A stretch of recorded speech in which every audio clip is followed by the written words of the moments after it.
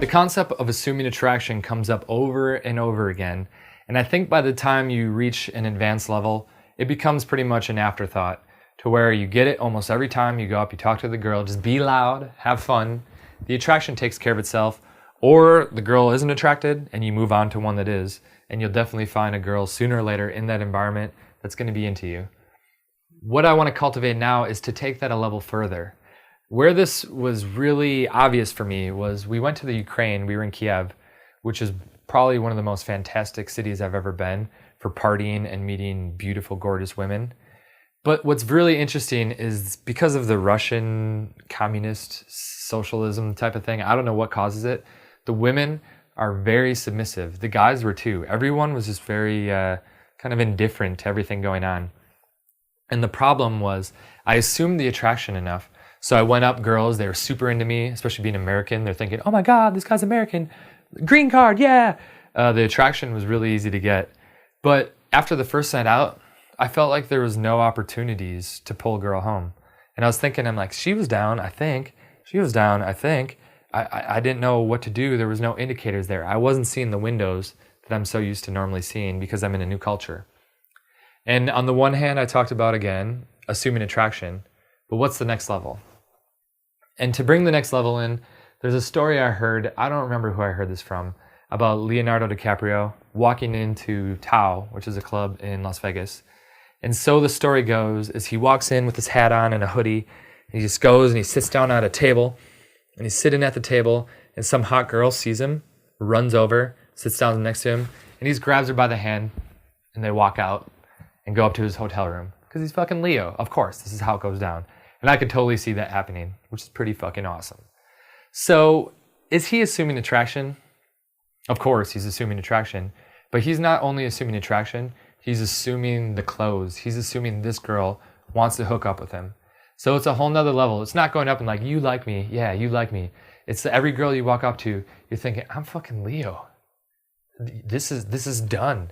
If you keep talking to me, you're in danger of being fucked in the bathroom in 5 minutes from now. And the more you can start cultivating this headspace and assuming it on that level, your results are just going to go through the roof. So back to Ukraine again, I'm thinking just be Leo. Be Leo. So we go out the next night. I go into the club, talk to some girl, talk to her for 10, 15 minutes. In my head, I think, I don't know. Is this the right time? Is this not the right time? I don't know. Be Leo. So I just grab her by the hand and say, hey, let's go. And we walk out of the club. Boom, and then we're in the middle of the street, and all of a sudden in the middle of the street, she finally realizes what's happening, and she says, oh, hey, what are we doing? And I'm like, we're going up to my place. She's like, no. So boom, we just go into the corner in an alley in Ukraine, which is pretty weird and dangerous, and get it done there. And that would have never happened if I was waiting for the window or waiting for the green light.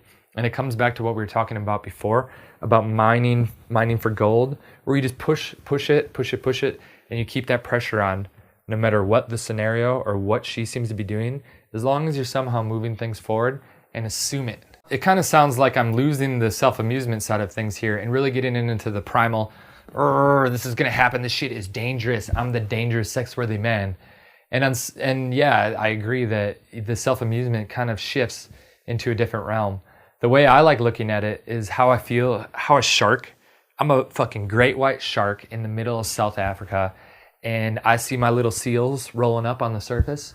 And if I was a great white shark, would I just see a seal and be like, oh, that was good, and eat my seal? There's no fun in that. The fun is in the game. So what I'll probably do is I'll be the shark, and the seal's just up there all innocent and shit. I'll go up and boom, I'll grab it, nip off a little flipper, and then the seal's flipping around, totally freaking out. And all of a sudden, just after a while, it'll think, oh, it just wanted my flipper. And then it'll flip off. And then right as it thinks it's about to get away, I'll bite the other one off. And then it's like, oh my God, what do I do? And you're going to play around with it and fuck around and maybe hit it in the air for a little bit and have it freak out, assuming the whole time I'm going to kill that little seal thing. And this is how I really view the best interactions I have with women, where I assume the kill, assume this is going to happen, be Leo, but play around with it, have a little fun with it. And this gets back to where you're like fucking it up on purpose, pushing the comfort zone, making her freak out just a little bit, and then bring it back. Go in, cut the space. You're talking to her, you're being the close talker. You can see she's getting a little uneasy, but you're just joking around with it. You're just assuming the close. Then you back off. Maybe you just don't talk for a while, and she gets uncomfortable that way. Just make it fun and play around with it. You're the social strategist, the social expert here, and play with all these concepts that we've been talking about. It's a lot of fun. Since I mentioned the Ukraine experience, I thought it'd be a good idea to go on a little side tangent about different types of girls and how I calibrate. If you notice, I haven't talked about calibration really at all, other than when I'm thinking about mining for gold and the right time to escalate and some of those situations. But when you hit the advanced level, it's a good idea to get on a little more meta level and start thinking for yourself and seeing when is the right time to do specific things and how different archetypes of girls respond differently. Tyler talks about how you see different patterns in different type of girls. I think the two most obvious ones are something, again, related back to the David Deida book, From the Way of the Superior Man. And he talks about how you have hot women and cold women, or cool-tempered women. The hot women, that would be something like a redhead who's nice and feisty, or a Latin girl. Those are great examples of someone who's more feisty. Whereas the cool-tempered girl would be a German girl or someone from Sweden.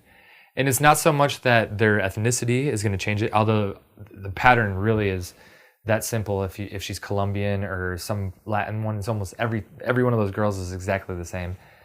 Whatever, I'm being stereotypical, but I act with them the same, as opposed to the more Swedish, chill, relaxed type of girls. In those two different situations, if you just game them both the same, you're not going to have as good of results as if you amp things up differently with the different type of girls. For the Swedish, German, cool-tempered girls, it's going to be a lot more verbal, and you're not going to be as directly dominant, probably until you get back into the bedroom. For the Latin girls and the feisty ones, they're going to be testing you constantly. They're going to be testing, pushing it, and you're really going to have to push and convey that dominance quickly. So it's going to be a lot more physicality, a lot more authoritative tonality with the eyes as well, and you're just going to be that dominant alpha dude, because that's what they respond to. I've heard stories of students on program, and they'll talk about their previous girlfriends, and they'll say, oh, she just keeps on saying she's cheating on me, or she thinks that I'm cheating on her, and she just nagged me all the time about cheating. And I was like, baby, I'm not cheating. Here's flowers. I'm not cheating. Please, like me. And what he was doing is the complete opposite of what you need to do. The girl, I remember I had a girlfriend who was half Colombian, half Mexican. She's pretty feisty and crazy. And what she would do is she would constantly test me. So she'd say things like, oh, you were gone this weekend. You probably met some girl and da-da-da-da-da. And she would nag on about that. And what would I do to respond? I know she needed some assertiveness and some dominance. So she'd start nagging. I'd be like, hey, shut the fuck up. And I could see she'd be all like, ooh, and get more attracted because of it. So what she's doing is she gets turned on by being put in her place. Like, girl, this is how it is. She gets turned on by a masculine man. As on the other side, if you're more into regular classy girls, know that they probably won't respond as well to the caveman, the girl, up until maybe once you get back in the bedroom. It seems like every girl responds well to some good dominant masculinity when you get into the bedroom. But just think about that when you're out and notice those patterns as you start talking to these different types of girls. If you're the newbie watching this and you're like, what the hell is going on? What are we talking about here? I don't want you to be worried about calibrating for you again. You're just trying to get comfortable doing everything and seeing these patterns emerge and building this intuition. But I think it's something that I've seen pretty regularly, so I wanted to point it out for the advanced guy. Okay, so the next thing I want to talk about is the preview. The preview is something that was created in Las Vegas. You see, I have a lot of stories in Las Vegas. It's like the mecca of pickup. And I had some guys that were, again, alumni, and they were looking to pull every night they're in Vegas. What do I need? So I came up with this checklist of 5 things that you need to think about when you're going for the pull. So if I'm going to go through the whole process from the advanced level, you have the approach, however the hell you approach. You build an attraction, plow for a little bit, verbal game, blah, blah, blah, blah. You're chatting her up. For me, that tipping point, again, is at the makeout. I talked about how before the makeout, all my physicality, I'm just lead her around, thinking about the spinning plates. Keep that plate spinning. Keep moving her around, lead over here, lead over there. Once I get the makeout, attraction is reinforced, it's solidified, and I feel like I pretty much got the attraction side of things. Now what I need to do is start thinking about how I'm going to take her home. So the checklist, number 1, we have logistics. Oh, did I screen for logistics? Is she living close to here? Who did she get here? How did she get here? Who did she come with? Number 2, befriending the friends. Making sure the friends love me. I want them to be my cheerleaders, as Tim would say at the end of the night, saying, oh, just go with him. Yeah, he's kick-ass. Maybe you have to get the friend's phone number so she feels safe. Whatever you need to do to get them on your side and loving you so they feel comfortable you leaving with their friend. Number 3, I need to give her the preview. This is what I was talking about, the preview of the checklist. And what the preview is me foreshadowing what I'm going to do to her when we get home. So I'm not going to go all night and, whoa, caveman, caveman, caveman, caveman. If anything, my physicality is very minute. Maybe at the beginning to cross the threshold. But beyond that, I only want to give her the preview, again, post-makeout, or when it gets to that level. You don't have to make out with her to get to this phase of it. But when you feel it's at that point where, yes, attraction is totally down, I could make out with her if I wanted to, but I don't feel like doing it. That's the time where at some point you have to give her one little preview of what things are going to be like, one little dominant neck bite or hair pull to convey those awesome qualities. So you've done logistics, befriended the friends, given her the preview, and now it's time to be decisive and go, go, go, go, go. So it's like, hey, we're going over here. Let's do this. Let's have fun. Oh, one more. What was the big thing in the intermediate level? Lead. So we talked about, did you do the spinning plates? Did you move her at least once? As long as you moved her once, that's good. I noticed a very strong correlation where if I've moved her once, it's very likely that she'll be comfortable going home with me. It's the times where I get sloppy and I forget to do that, and we're just sitting there and like blah, blah, blah, blah, blah. And it ends up, we stay in one spot the whole time and nothing ends up, we never move around. Even though it's going really well, she loves me, I forget to lead. And then it's a big gap. It's a big step to all of a sudden say, hey, time to go. Ooh.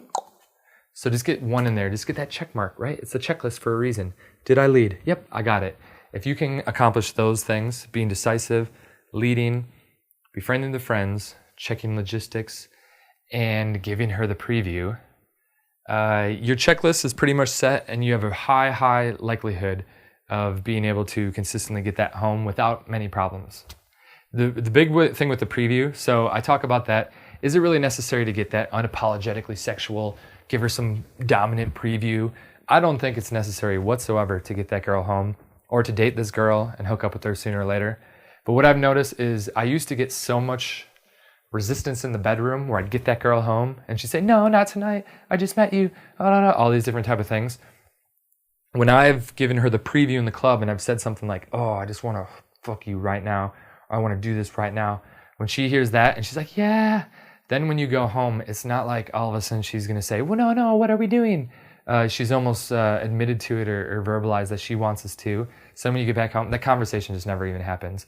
And you just convey yourself as this is what I do, this is who I am, and this is going to be a lot of fun. To finish out the end game section here, there's something that I've seen a lot with most of the girls I get with, especially when I'm doing really well and I'm on a run. There's just this level of connection that is created with the girl where I'm just so comfortable being myself and being relaxed in the moment, and I'm really enjoying her being with me and her femininity, and she's just enjoying the fact that I can just fully be myself. There's no shell there. I'm me, I'm unapologetic, this is who I am, I'm having fun, I don't need her there. And the connection that's created, I've had times where literally after half an hour of hanging out with this girl, I feel like either she's like we're already boyfriend, girlfriend, or almost like she's my daughter or something. And I'm watching out over her. If something happens, like, hey, I got you, girl. And I'm the authority over her in a way where she can just submit. And this is really what I feel being swept off your feet comes down to. Where I've conveyed myself like, I am in control here. You do not need to worry about anything. I will take full responsibility. I'm a fucking man. And this is going to be fun. Let's go have some fun. And if you can create that vibe, it just feels really good. It just feels like a lot of fun. The nights end really well. And there's no problem whatsoever meeting up with these women again.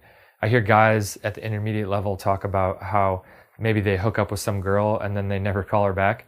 Well, one thing, I guess, watch out, make sure you're having good sex, because they could maybe not want to come back if you're pretty bad at it, or being weird about it afterwards. That's actually another thing.